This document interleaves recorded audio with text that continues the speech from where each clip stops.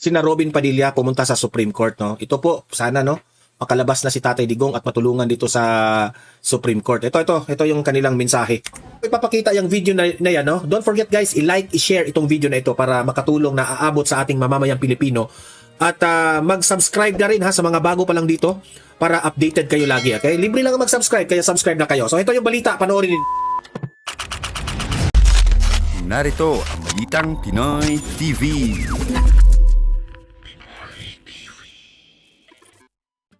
Okay, pag-usapan natin itong mga updates, no, patungkol dito kay si Senator Amy Marcos. Naglabas ng isang Semana Santa na video, okay? Sabi niya dito na yung mga lessons, no, from sa kanyang past, no, sa kanyang tatay sa panahon ng Holy Week, no. At nabanggit rin niya dito ang kanyang failure raw, no, sa pagbantay kay Bongbong Marcos. Ayan. Ganyan naman talaga meron naman tayong, actually in fairness to Senator Amy Marcos, she is very honest sa nangyari sa kanyang kapatid ngayon. Alam ni Senator Amy Marcos na medyo tagilid ang kanyang kapatid at wala nang gusto sa kanyang kapatid. At eto, matindi, ipapakita ko sa inyo, Robin Padilla at ilang mga vloggers at mga volunteers, no, na meron pong mga 300,000 ka taong bayan, no, na pumirma, no? Isa tayo diyan sa mga pumirma na yan, ha? Kung sino man ang mga pumirma na laging nanonood dito sa aking channel ay mag-comment kayo, no, kung nakapirma na ba kayo dito, no? Mga supporters na gustong isinusulong dito sa Supreme Court ang aksyon o petisyon laban kay Duterte sa ICC arrest. Ayan, maganda yan. Papakinggan natin ang paliwanag ni Senator Robin Padilla at ni Joey, yung ating kaibigang vlogger. Okay? Ang ating pag-uusapan ngayon, no? Like, share muna dito ha para marami makapanood at subscribe na kayo sa Donmar TV para updated kayo. Okay, unahin muna natin itong kay sina Robin Padilla pumunta sa Supreme Court, no? Ito po, sana, no, makalabas na si Tatay Digong at matulungan dito sa Supreme Court. Ito yung kanilang mensahe. Nandito po kami muli para dalhin po namin sa ating kataas-taasang hukuman ang mga nakalap po naming pirma, mga kababayan po natin na humihiling na sana po ay desisyonan na ng ating mga hukom yung amin pong hiling na patungkol po sa ating dating Pangulo na Rodrigo Roa Duterte. May dala po kami na 304,000 na mga pirma. May dala silang pirma, ha? Ano yan? Talagang may pirma, may ID number yan. So meaning to say, legit yan na mga pirma. Okay? Na pwede nilang i-present doon sa Supreme Court na hindi po ito basta pirma-pirma lang. Ito ay legit na mga pirma na mga ID number. Okay? 300,000, hindi biro yan. Sobrang dami niyan, hindi yan biro. Bago po ba yan o yan po yung total ngayon? Hindi po, bago po ito. Dito ka. Ito po ang aming tagapagsalita. Yan. Balila na po yung total yung lahat ng nakakalap? Total signatures po na nakalap namin after 4 months is 304,304 signatures. All verifiable, 304,000 strong support to encourage the Supreme Court to decide on the habeas corpus cases filed by the Duterte siblings. Ilang signature campaign na po yung inaasahan? May mga dumarating pa, marami pang mga dumarating. So basically, itong mga na-prepare namin ngayon, ito yung mga napaghandaan namin na mga signatures na isasubmit namin. Marami pang mga dumarating. Sa darating na mga araw, pag nalipol namin ito, mag-schedule kami ng susunod na submission. Pero sa ngayon, wala pa pong date. Yes, 304,000 is 304,000. And these people came to us nang walang kapalit, walang ayuda, wala kaming maibibigay. Lahat sila lumapit at umaasa, nakikilos na ang Korte Suprema para ipaglaban ng ating soberanya. Ito po yung maleta. Mabigat talaga. Hindi po pera to, ha? Boses ng bayan. Boses ng bayan. Kung meron pong maleta na ang nasa loob ay pera na ninakaw ng kaban ng bayan, ito naman ang sa kanila, maleta, perma ng taong bayan para petisyon sa Supreme Court para dito laban sa Duterte ICC arrest. Mapabalik na si Tatay Digong dito sa Pilipinas na illegal yung ginawa nila doon sa pag-aresto nila kay Tatay Digong. Joey Cruz po. Joey Cruz. Wala po kaming organization. All of us are volunteer here. All are pitching in para po sa movement. We receive a standard of public service that remains unmatched. And we believe as an ordinary Filipino, we believe that this is the standard that every Filipino should not should not forget and not accept any standard less than what was set by PRRD. So after nang gawin ni PRRD ang lahat-lahat para sa bayan, magsilbi ng tama, i-priority ang welfare ng taong bayan, this time kami naman ang magtatanggol kay PRRD, kami naman ang magtatanggol sa bansa namin. Boses namin, walang iba. Boses ng taong bayan at katuwang namin ang ilang mga leader. Ito yung mga grupo na hindi mo na kailangan bayaran kundi kusa ng kikilos para tulungan si Duterte. Yung mga dilawan, sila yung mga grupo nila dilima. Kailangan pa nilang magbayad, kailangan pa nilang mga ayuda para kikilos para sa kanila. Eto, volunteers ha. Na meron talagang pusong makamasa. Kasama namin si Sen. Robin na nakasuporta sa amin since day one. This is our movement of everyone na naniniwala na dapat itama na ang maling nangyayari sa bansa. At ano po hindi pa po itong, marami pa pong dadating na pirma, hindi pa po natatapos Yes.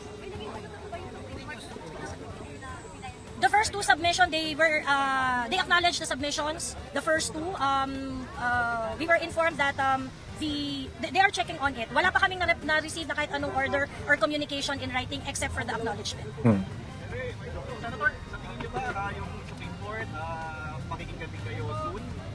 Dapat po. Opo, yan naman po ay nakasaad sa batas yan. Lahat po ng pinapile dyan, dapat po nilang bigyan ng panghusga. Hindi naman po kayo natatagalan na dun sa pagdedesisyon ng Supreme Court. Kaya po tayo gumagawa ng ganito para Correct. po makapag-desisyon sila.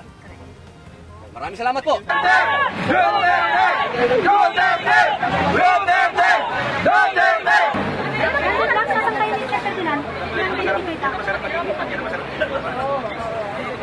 Ito in behalf of the Donmar TV, mga audience ko dito, nagpapasalamat kami sa grupo nila Joey dyan ha. Ito, hindi naman yan organization group of volunteers lang naman yan ni Tatay Digong at kay Senator Robin Padilla. Maraming salamat sa inyo ha, sa ginagawa nyo kay Tatay Digong na mapauwi lang siya dito sa Pilipinas.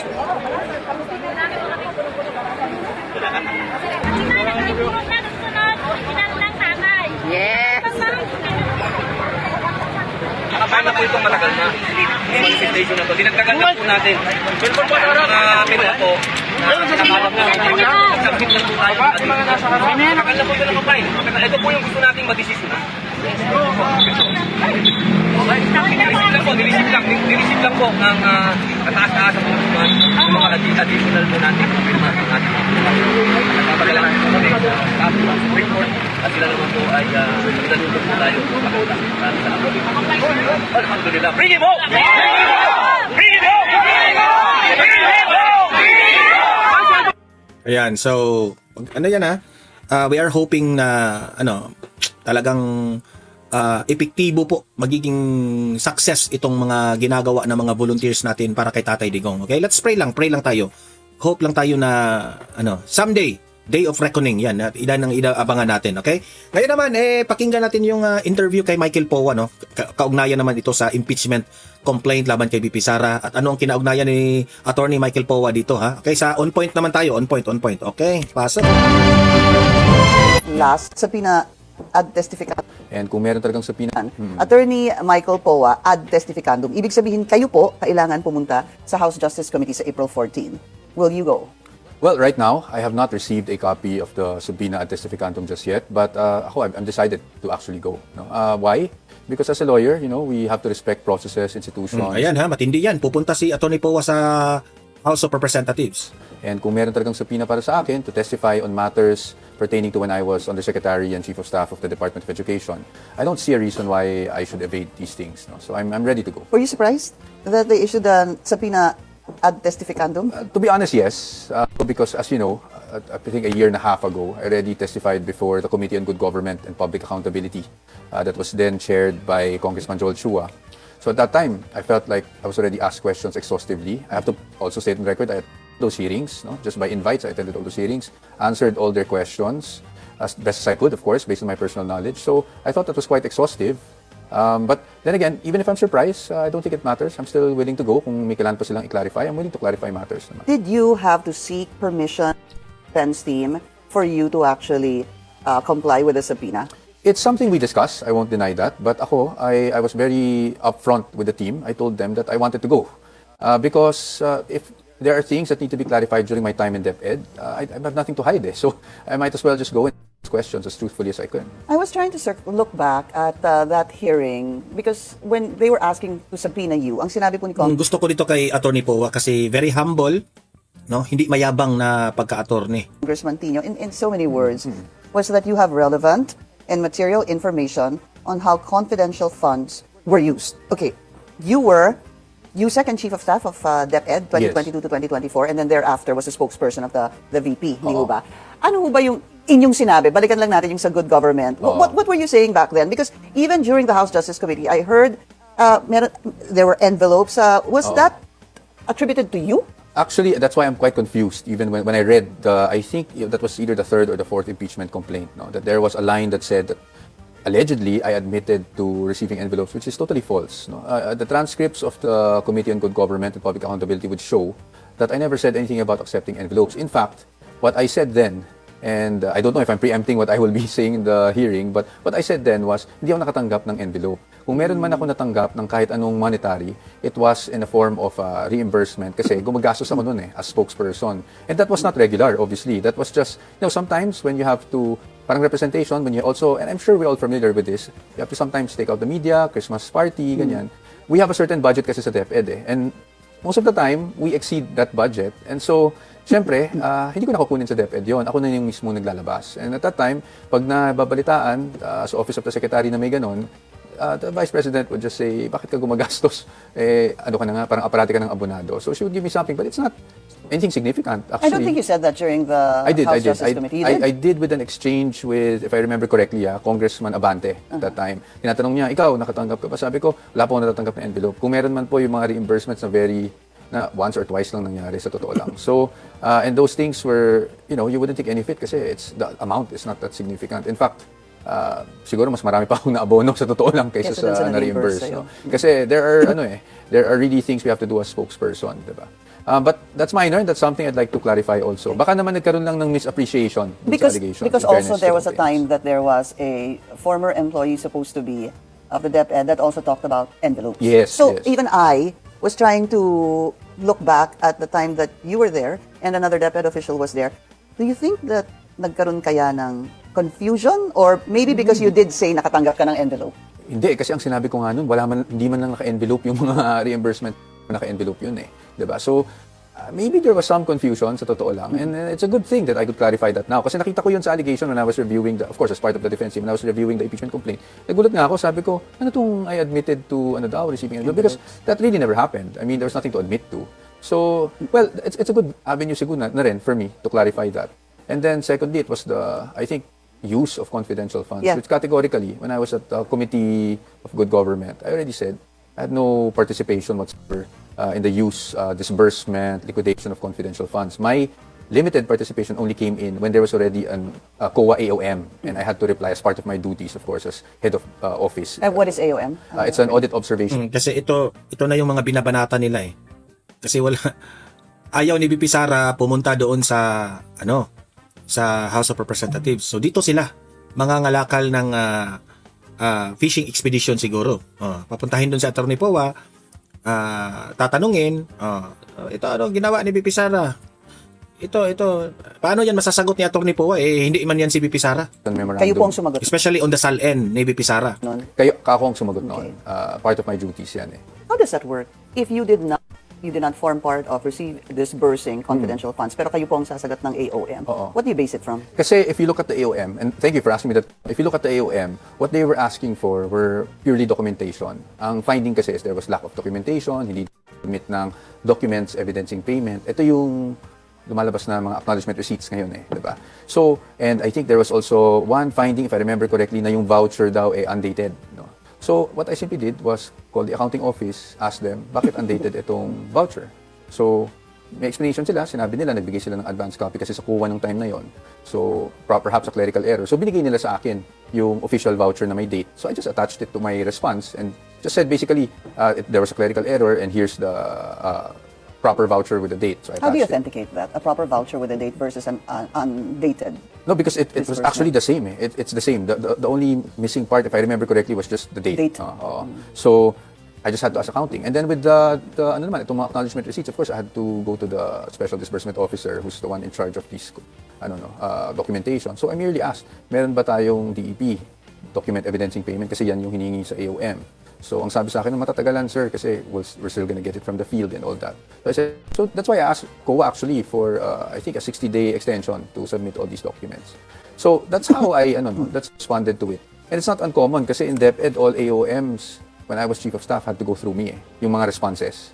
Kaya pinag-uusapan namin yan sa Execom So it's no different. And I just wanted to clarify, I was not actually chief of staff from 2022 to 2024. Yeah, it was actually said here, I think during the hearing, if I'm not mistaken, you were chief of staff. I know you were USEC and spokes. USEC chief of staff and spokes, but I was spokes first. I was hired in DepEd as a spokesman. That was back in July 2022. Right. So my item then was Director 4 of the Public Affairs Service. I only became chief of staff already April 1, Okay. 2023. So eventually, so 2022, naging Spokes spokes muna. ka, tapos 2023, naging chief of staff ka. Oo. Tapos eventually, naging spokes ka ng VP in 2024. Nung umalis na kami sa Yeah, DepEd, yeah. yes. Yun yung timeline. Okay, Oo. because the vice president had left the education department. What are your expectations from the hearing when you show up? And I'll follow up know. na, attorney. Oo. Are you willing to answer each and every question, or would there be some? I mean, how far? Kasi nabanggit ito ni Corina Sanchez. Karen Davila. Noong in-interview ni Karen Davila, itong si Congressman Jinky Luistro, the Committee on Justice Chairman, na what if tatanungin ito si Michael Poa na, ito. Ito na nga mga kabalita. Ano na ang masasabi nyo patungkol sa balitang ito? Please comment down below mga kabalita. Pag-usapan natin yan sa comment section. At kung di ka pa nakasubscribe sa ating channel, baka naman